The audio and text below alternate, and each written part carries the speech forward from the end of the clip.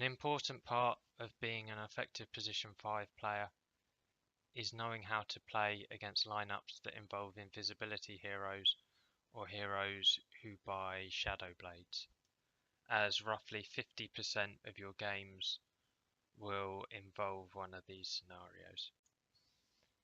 I have read comments which suggest often people lose against invisibility heroes because they overbuy detection.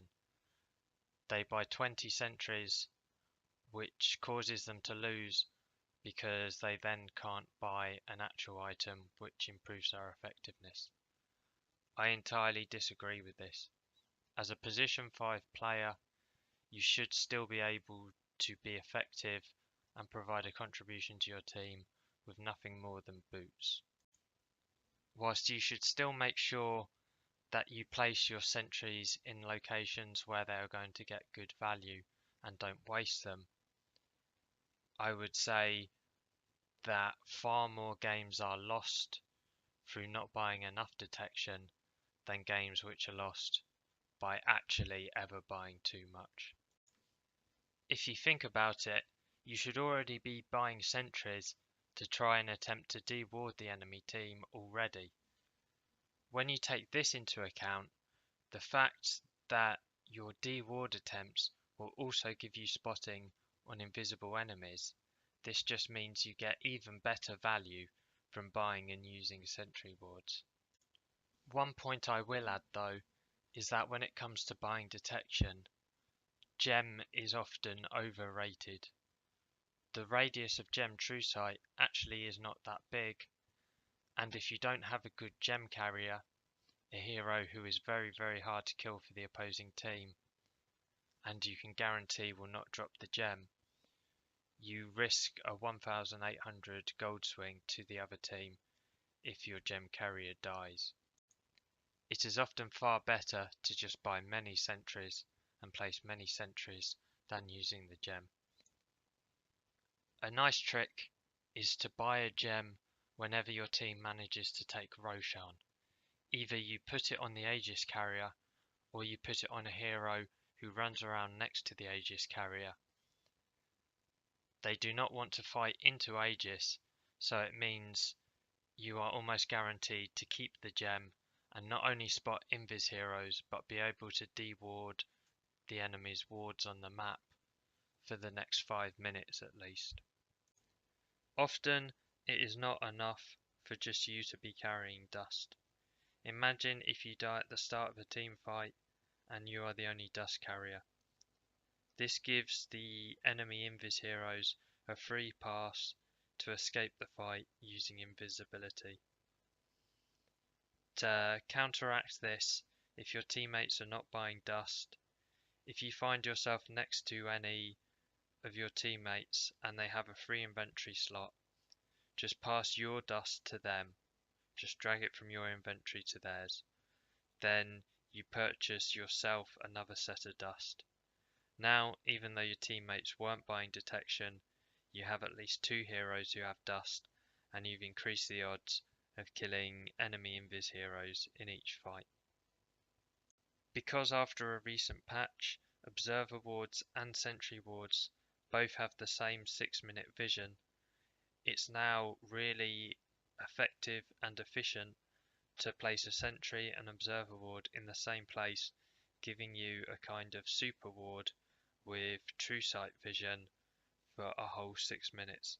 This quick video will show you an example of that working out to good effect.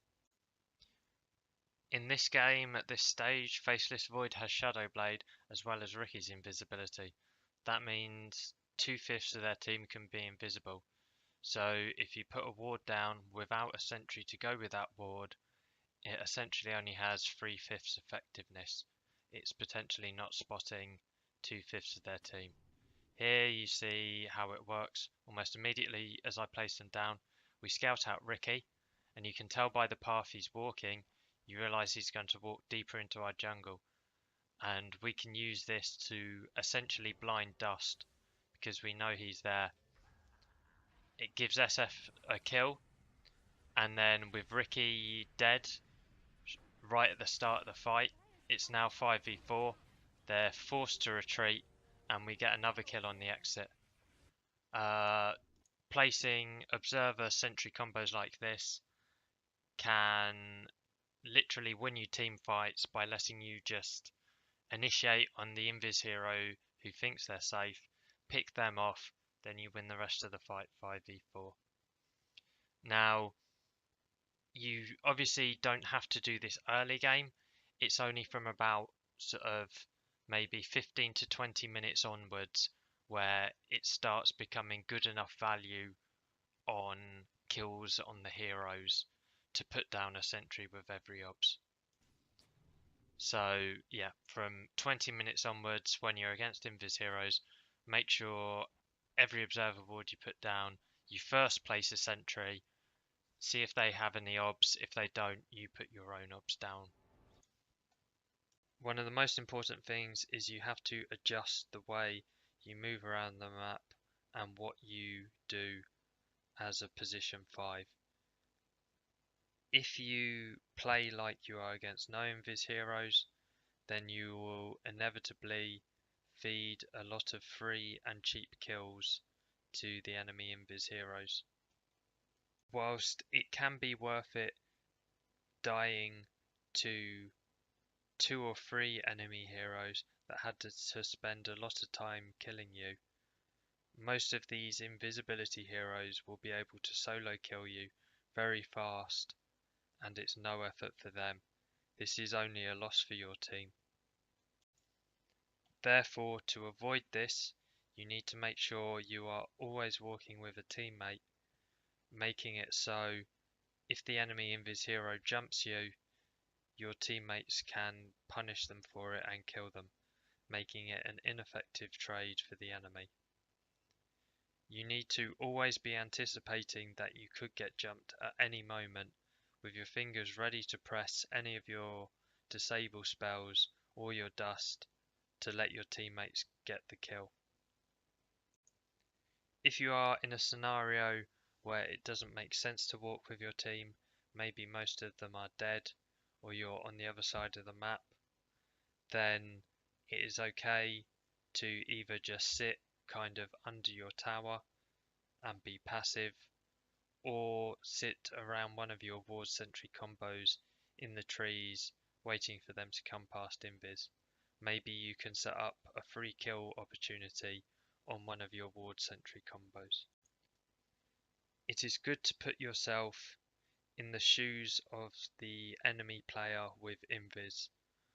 What do you think the enemy Clinks or Slark will be doing at this stage of the game?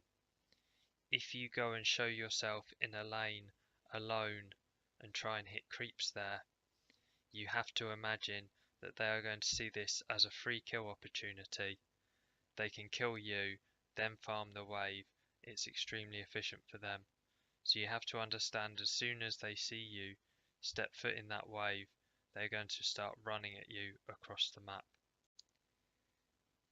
If you can therefore anticipate this and know what they'll be thinking, you can step foot in the wave for maybe just a second, bait them into coming onto that side of the map, and then run away before they get to you, effectively wasting their time.